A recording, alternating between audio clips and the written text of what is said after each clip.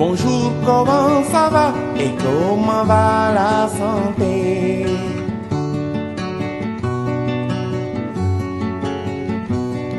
Bonjour, comment ça va et comment va la santé?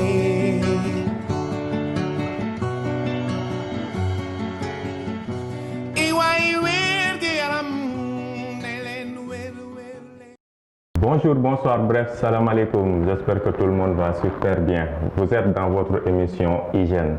Hygiène est une émission 100% santé. Nous aurons l'occasion de recevoir sur nos plateaux des acteurs professionnels de la santé ainsi que les agents communautaires de la santé. Mais aujourd'hui, c'est un jour spécial dont nous allons parler de la technologie. Nous avons l'honneur également de vous présenter une structure dénommée Rainbow Tex. Donc, nous avons également Monsieur Camara. Monsieur Camara, bonjour. Bonjour. Donc, c'est quoi Rainbow Tech d'abord, avant votre présentation? En fait, merci.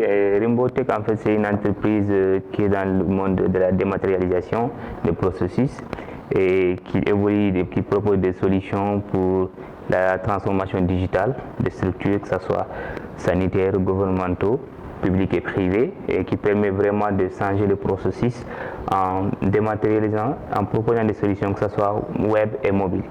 Donc, quels que soient les acteurs selon le besoin. En fait. Et en même temps, de présenter d'abord Rainbow Tech. Merci. Alors, vous pouvez faire votre présentation. Ok, merci. Bon, en fait, moi, c'est Hademou Kamara, ingénieur génie logiciel au sein des Rainbow Tech Systems et aussi project manager. On a vu que vous commencez à développer des logiciels extraordinaires un peu partout dans le monde. Et aujourd'hui, nous sommes au Sénégal avec les structures de santé. On a vu une plateforme, autant pour moi, dénommée e-Medic. C'est quoi e-Medic? Bon, e-Medic, en fait, c'est une plateforme, je dirais, de système de gestion sanitaire qui gère vraiment les données hospitalières, c'est-à-dire qui permet vraiment de gérer le processus sanitaire, que ce soit à le niveau médical que administratif, c'est-à-dire qu'on prend tous les acteurs du monde médical, que ce soit public et privé, en prenant en compte les deux aspects fondamentaux qui sont l'aspect médical et l'aspect administratif, je dirais même financier, qui permet vraiment de prendre en charge tout ce qui est l'enregistrement des patients jusqu'à la sortie. C'est-à-dire que dès que le patient rentre au centre, en commençant à prendre son ticket jusqu'à la décharge, en voyant les médecins, les laboratoires, les pharmacies. Donc on a fait une interconnexion entre tous les services. Donc ce qui fait que le patient, dès qu'il rentre dans le centre, une fois qu'il passe, dans chaque service, on aura des traces qui permettent aux acteurs et aux décideurs d'avoir une visibilité en temps réel de tout ce qui se passe au sein de la structure. Certainement, on arrivera en détail sur le fonctionnement. Merci, Monsieur Camara. Donc aujourd'hui, on va parler de e-Medic, comme vous le voyez. Donc c'est une plateforme qui prend en compte comment dirais-je encore, plusieurs modules, à savoir la facturation, orientation constante, les diagnostics, les hospitalisations, les agendas médicaux, les laboratoires, l'imagerie médicale, la pharmacie, qui est un peu compliquée dans les structures de santé, mais également le dossier des patients, qui prend également les rendez-vous, de même que les urgences. Pourquoi ces modules en fait? Bon, en fait, comme vous avez énuméré, en fait, si je prends la topologie d'une structure hospitalière, que ce soit publique et privée, il y a d'abord le prise en charge des patients. Et dès que le patient arrive au centre, comme couramment, en fait, il s'enregistre à l'accueil, c'est-à-dire à l'orientation, après en prenant son ticket. C'est à ce moment qu'on facture le patient en demandant le service, c'est-à-dire la destination. Mais à partir de là, dès qu'on prend le patient, qu'on enregistre, on prend ses informations et tout, et on l'oriente selon le service dont le patient demande la prestation. En fait, dès qu'il prend le ticket, il peut aller en médecine, par exemple. En fait, si le patient prend le ticket, dès qu'on imprime le ticket, qu'on lui remet le ticket au patient, ces informations sont directement envoyées au médecin. Tout à fait. Maintenant, ça dépend des structures. Il y a des structures où, si un patient qui rentre, avant de voir le médecin, il y a des infirmiers qui sont des aides-soignantes qui prennent les patients en charge pour prendre des constantes, les plaintes du patient, un peu pour réduire la file d'attente. Ce qui fait que le médecin, dans son bureau, il aura les constantes du patient, les plaintes, de quoi il souffre le patient et tout. Et à partir de là, cette personne qui est l'aide-soignante, elle peut préciser selon l'état du patient, si c'est un patient qui doit être pris en urgence ou bien un patient qui peut attendre. À partir de ces informations, dès qu'il envoie, le médecin en étant dans son bureau, il a son écran et il verra ces informations de ces patients qui sont en attente. Et chaque patient, c'est quoi le motif, c'est quoi le plainte, de quoi il souffre. Donc, ce qui permet au médecin d'avoir une idée de ce qui se passe à l'extérieur. Et à partir de là, le médecin il prend le patient par l'ordre d'arrivée ou bien il peut filtrer selon l'urgence. Et à partir de là, il fait son diagnostic et il enregistre les patients. Dès qu'il fait son diagnostic, à partir de là, il peut envoyer les patients au laboratoire ou à la pharmacie pour des traitements, pour des examens ou prendre des médicaments et tout, ou bien l'hospitaliser. Et à partir de dès que le médecin termine, en fait, c'est une chaîne. En fait, dès que le médecin valide, il termine sa session. La destination, c'est-à-dire s'il doit aller au laboratoire, ces informations sont directement envoyées. C'est excellent. Et pharmacie aussi, l'ordonnance est directement envoyée électroniquement. Ce qui fait que dès que les patients arrivent au niveau de la pharmacie, il suffit de donner son nom ou bien l'ordonnance que le médecin a imprimée qui peut remettre au patient. On peut dire également que c'est une coordination. Voilà, exactement. Donc directement, dès qu'il arrive, ces informations sont là. Si c'est des patients hospitalisés aussi, les infirmiers aussi ont les informations directement du protocole que le médecin a mis et tout. Ils ont déjà ça sur leurs écrans. Alors, ce qui fait, allez-y. Yeah. Ce qui fait qu'au niveau de la pharmacie, directement le patient est pris en charge, on lui donne ce médicament et la pharmacie est liée à la caisse pour la facturation et pareil aussi pour le laboratoire. Maintenant, pour le laboratoire, en fait, dès que le patient fait ses factures, on fait les prélèvements, on fait les traitements, les résultats sont électroniquement envoyés au médecin. C'est-à-dire dès qu'ils finissent, donc les résultats sont directement renvoyés au médecin. Ce qui fait qu'il n'y a plus besoin de vraiment prendre les supports papier. Ça réduit vraiment, l'objectif c'est de réduire au maximum l'utilisation du papier. Non, on avait vu qu'il y a beaucoup de logiciels qui prennent en compte que la facturation de manière générale. Mais aujourd'hui, vous avez allé beaucoup plus loin avec les services et tout. Qu'est-ce qui vous a donné l'idée en fait? Oui, en fait, M. Fall, en fait, si on voit aujourd'hui en fait, les patients qui viennent à l'hôpital aujourd'hui, supposons qu'ils se consultent, ils viennent 2 mois, 3 mois après, qu'on s'est limité à la facturation. Ces patients, s'ils reviennent, c'est comme un nouveau patient. On n'a aucun antécédent digital qui nous permet de voir ces patients, de savoir ces patients étaient là et voici ces informations.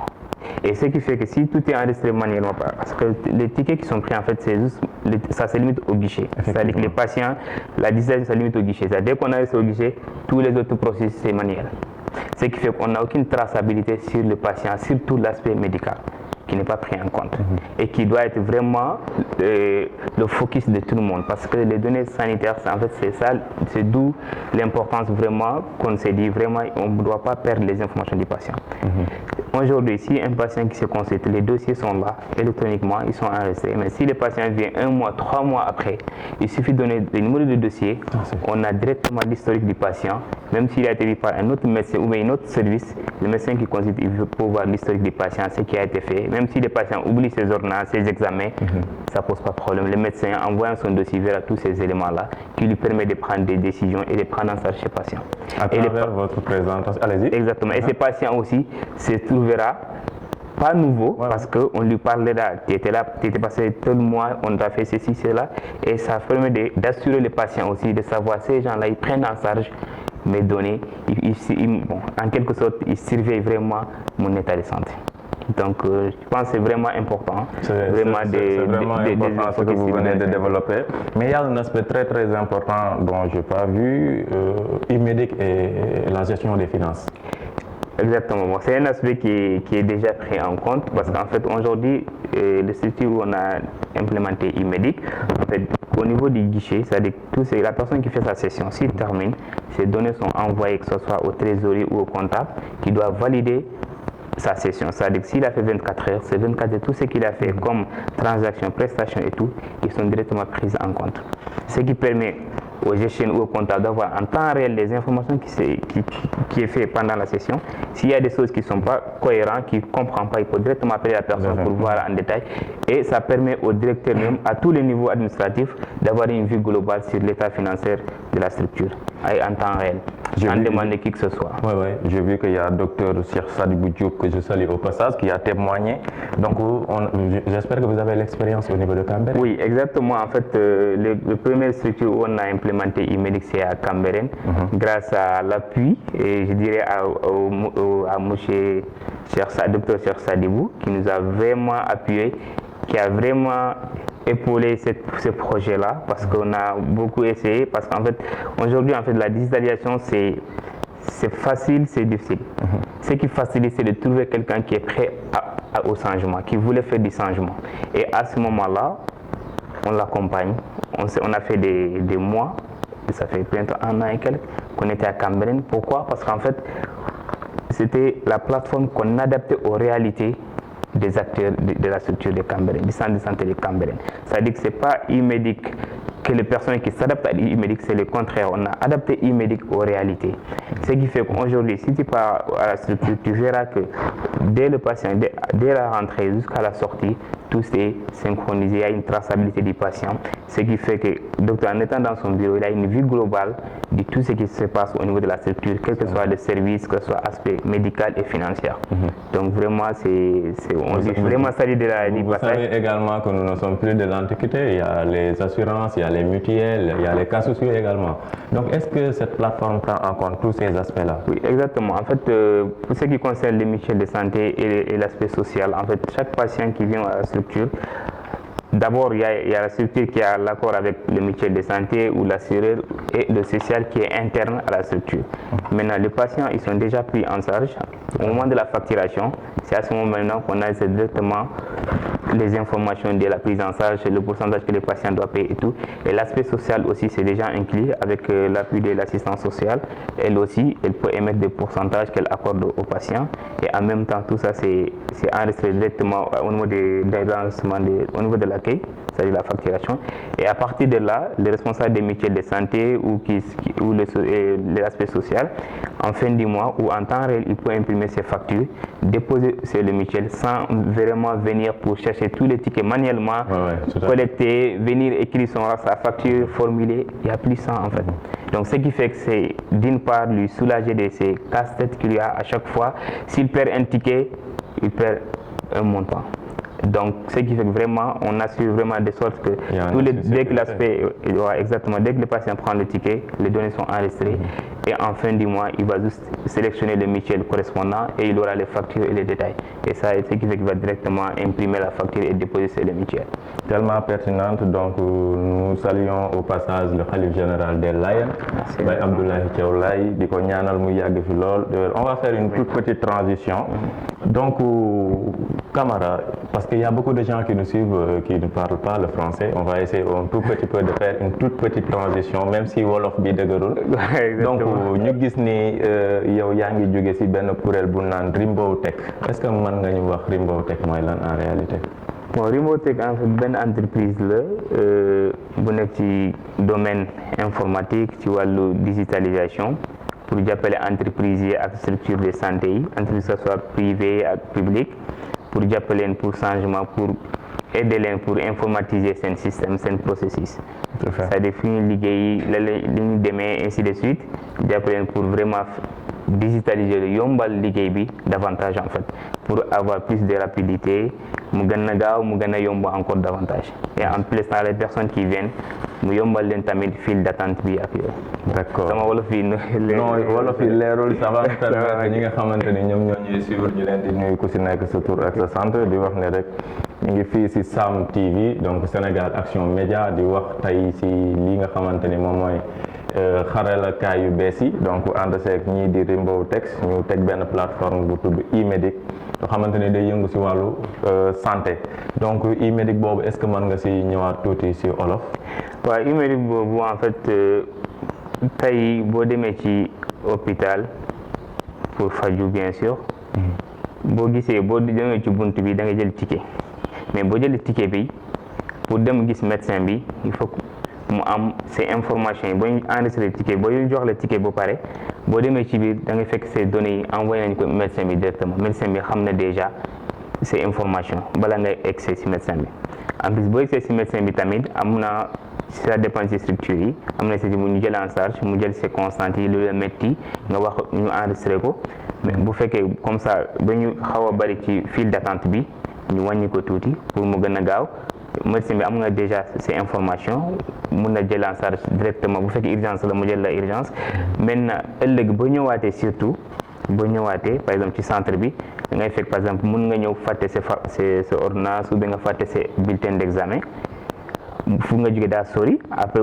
ñu wax la il faut nga indi ordonnance bi nga war a dellu kër gi ñëwaat encore ak transport bi day métti mais na da fekk ces informations yëpp directement mu ngi ci plateforme bi médecin bi day ubbi si dossier bi xool exactement c'est historique boo fekk mos nga fi ñëw la ñu doon bind pour yow la ñu def laaj comme examen ak détail donc loolu mooy en résumé e-Medic donc service bu nekk boo ñëwee ci hôpital bi benn numéro dossier nga am quel que soit service bi ngay dem ci biir c'est-à-dire doo am ñaari dossier ci benn structure ci structure bi benn dossier nga am benn numéro dossier la boo demee ci maternité dossier boobu ngay yóbbu boo demee ci médecine même dossier boo demee cabinet dentaire même dossier la ce qui fait que doo réer ci service yi donc da ngay jox sa numéro téléphone ou bien sa numéro dossier après à partir de là ñu jël la en compte. Da ngay joxe sa numéro de téléphone comme ni ñu ko waxee donc on va parler de e-Medic on va retourner un tout petit pour faire benn briefing par rapport ak e-Medic donc on a vu que y a beaucoup de réalisations que vous faites présentement au niveau du pays alors quelles sont vos collaborations avec le ministère s'il y a des collaborations avec les ministères et un peu partout. Bon, en fait, pour le ministère de la Santé, on a eu à faire des présentations de la plateforme et tout. Ils ont vraiment apprécié la plateforme et le concept et tout. Et là, bon, on sait, c'est des processus administratifs, ça prend du temps, c'est un peu long, mais quand même, on est en contact avec eux et bon, il y a des choses en cours, Inch'Allah. On espère que ça va aboutir à quelque chose. Ça va venir, Inch'Allah. Alors, e-Medic est en fait, comment dirais-je encore, la relation entre e-Medic et les rapports d'activité. Donc on sait que les agents de la santé souffrent en termes d'activité, en termes de rapports, en termes de capitalisation, de nombre de malades et tout. Est-ce que e-Medic prend tout ça en compte? Exactement. En fait, tout ce qui concerne les états qui doivent être générés, je dirais générés parce qu'en fait, aujourd'hui, avant e-Medic, les sites qu'on avait présentés, parce qu'en fait, les aspects médicaux et tout, ils ne sont pas pris en compte, ce qui fait que pour faire des rapports, les gens prennent des semaines, des mois pour calculer manuellement les patients et filtrer les diagnostics, savoir essayer de classer par maladie et par tranche d'âge, ainsi de suite. Donc c'est vraiment un casse-tête. Et là aujourd'hui, dès que les informations sont enregistrées, dès que les patients viennent au centre, on a ces informations. Pour ces rapports, on n'a plus besoin de venir pour calculer manuellement. C'est au moment où on a besoin de ces rapports, à ce moment même, il suffit juste de cliquer sur un seul bouton qui va te générer les rapports. Donc que ce soit des rapports médicaux, que ce soit des rapports financiers, parce qu'il y a des rapports médicaux qui sont envoyés par exemple au ministère, certains qui sont arrêtés à la plateforme DIHD. Donc sur ça, en fait, c'est des rapports qui doivent être générés. Donc les gens écrivent manuellement pour calculer, mais là on génère des rapports qui sont conformes au formulaire qui est déjà demandé par le ministère. Donc ce qui fait que les gens ils vont aller directement enregistrer. Donc ils n'ont plus besoin de venir pour calculer manuellement et savoir. Et pareil aussi pour l'aspect exactement. Et pareil aussi pour l'aspect financier, le bilan mensuel, ainsi de suite. Ce qui fait que les réunions, en fait, on n'a plus besoin de venir perdre 3 heures, 4 heures de temps dans les réunions. On n'a plus besoin. Chacun a les informations qui lui concernent dans son bureau. Donc si on arrive en réunion, c'est vous pour faire un briefing et passer à autre chose. Alors par rapport à e-Medic, donc vous mettez uniquement en place cette plateforme et vous partez, ou bien il y a une suivi, formation, etc. Oui, en fait, donc, qui dit informatique dit voilà. Donc une connaissance minimum. Bien sûr. Avoir au moins une base minimale. Exactement. En fait, par exemple, si on part dans des structures, et une fois qu'on met en place la plateforme, avant la mise en place, on fasse un état des lieux pour savoir les gens comment ils travaillent, parce qu'en fait, la plateforme, on n'impose pas. C'est-à-dire on n'impose pas. En fait, c'est pas aux personnes de s'adapter à la plateforme, mais c'est la plateforme de s'adapter aux réalités de la structure. C'est-à-dire qu'on fasse un état des lieux avant même de montrer au personnel, aux acteurs, le fonctionnement de e-Medic. On fait un état des lieux pour savoir manuellement comment ça marche. Et en fonction de ça maintenant, on collabore avec eux pour adapter e-Medic à leur réalité. C'est à partir de là maintenant, on commencera à les former. Et à ce moment, ils savent très bien déjà que tout ce qu'on a mis au niveau de la plateforme, c'est ce qu'ils font manuellement. C'est des informations qu'on a collectées auprès d'eux et des choses qu'on teste de bout en bout. C'est-à-dire que chaque module qu'on fait avec eux, on teste ensemble, ils valident avant de mettre en production. C'est-à-dire qu'avant de commencer à travailler avec, ils ont déjà validé tout ce qui a été fait. Ce qui fait que dès qu'ils commencent, ils se retrouveront directement au niveau de la plateforme. Okay. Et à partir de après les formations, dès qu'il démarre, il y a aussi l'aspect maintenance qui va continuer, qui permet de prendre la maintenance de la plateforme et aussi, parfois aussi, il y a des personnels qui peuvent venir, des nouveaux, qui nécessitent des formations supplémentaires ou des remontées en compétences. Là aussi, on appuie dans ce sens aussi. On sait également que les pharmacies, c'est un peu compliqué, il y a beaucoup de produits. Comment vous faites pour inclure en fait tous ces produits-là? En fait, pour les pharmacies, il y a des niveaux, il y a des pharmacies internes, des IV, des pharmacies internes qui sont au niveau de la sécurité. Qui explique cette transition-là? S'il n'y a pas une... Donc c'est des aspects qu'on a pris en compte. Mais présentement, c'est plutôt les pharmacies internes qui sont en mode fonctionnel. Parce qu'en fait, ces pharmacies internes, dès que le médecin prescrit un médicament qui n'existe pas au niveau de la pharmacie, au préalable qui n'a pas été passé. Qu'est-ce qui explique cette transition-là? S'il n'y a pas une disponibilité voilà, en fait, de la pharmacie. Au niveau de la pharmacie, il y a l'enregistrement de tous les médicaments qui existent au niveau de la pharmacie. Et il y a une base de données de la pharmacie qui est déjà intégrée, mais parfois il arrive des médicaments qui peuvent être des médicaments récents qui n'existent pas au niveau de la pharmacie interne.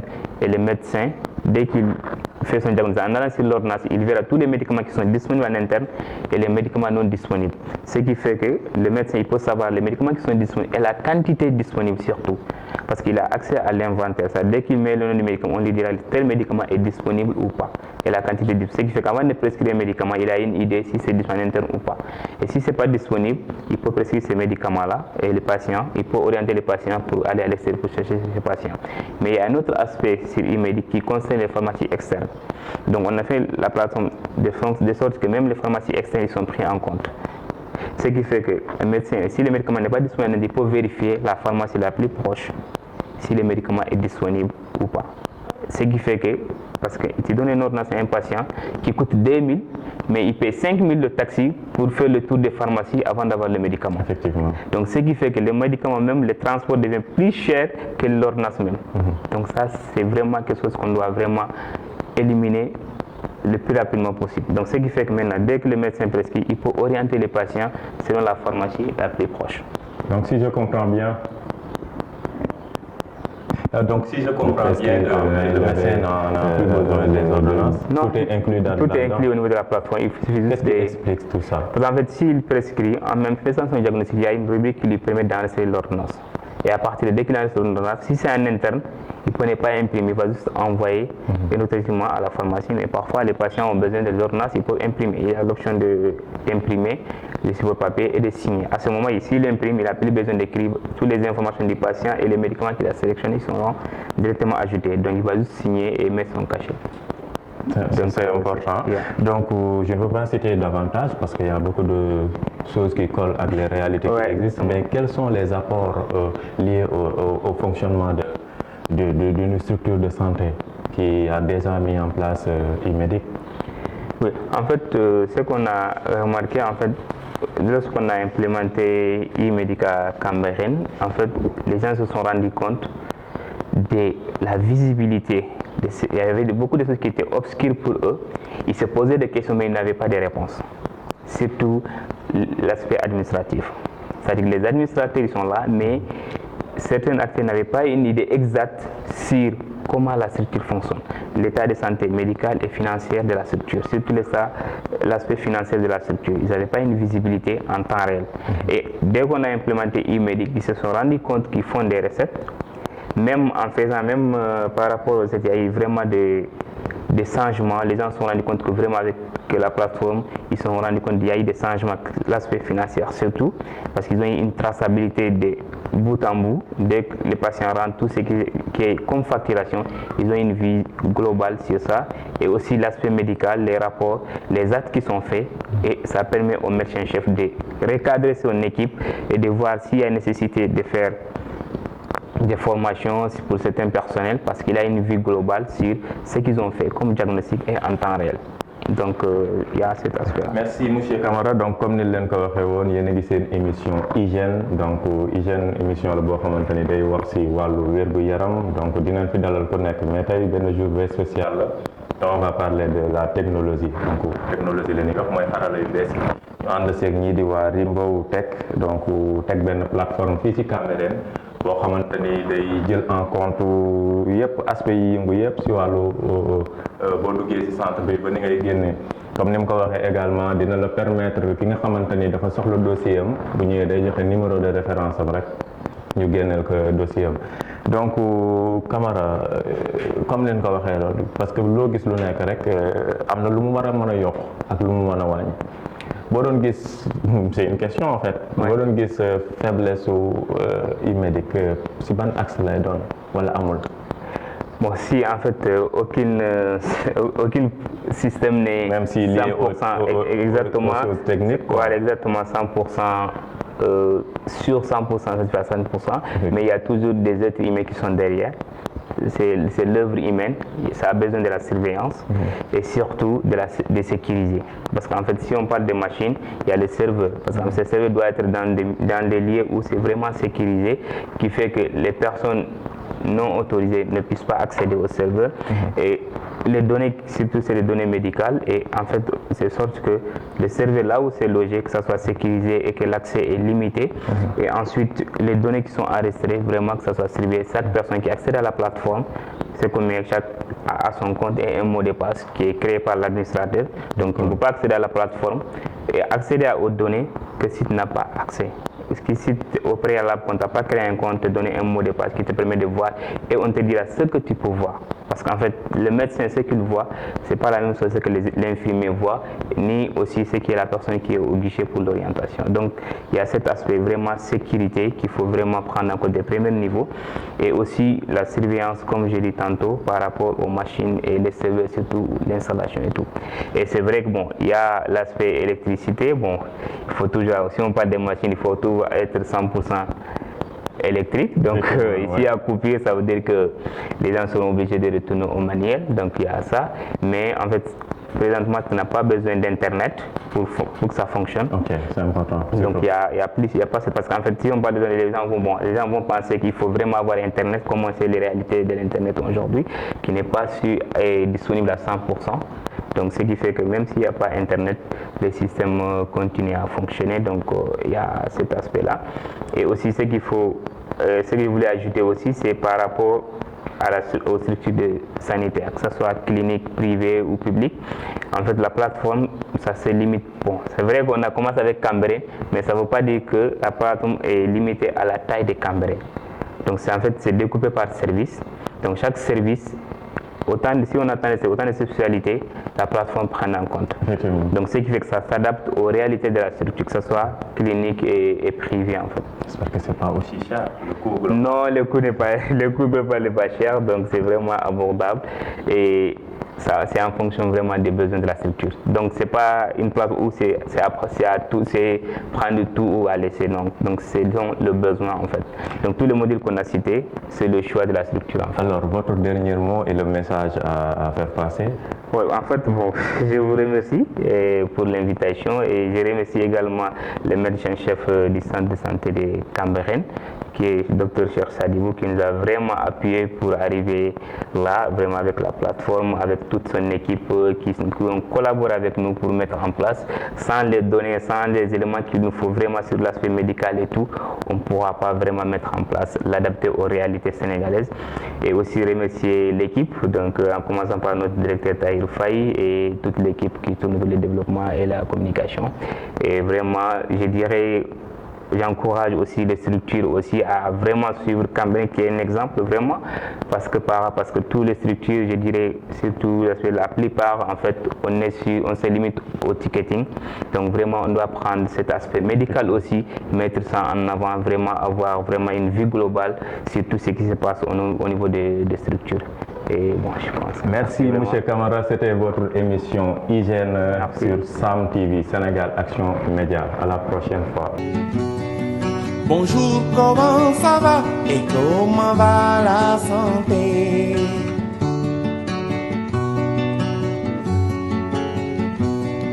Bonjour, comment ça va et comment va la santé?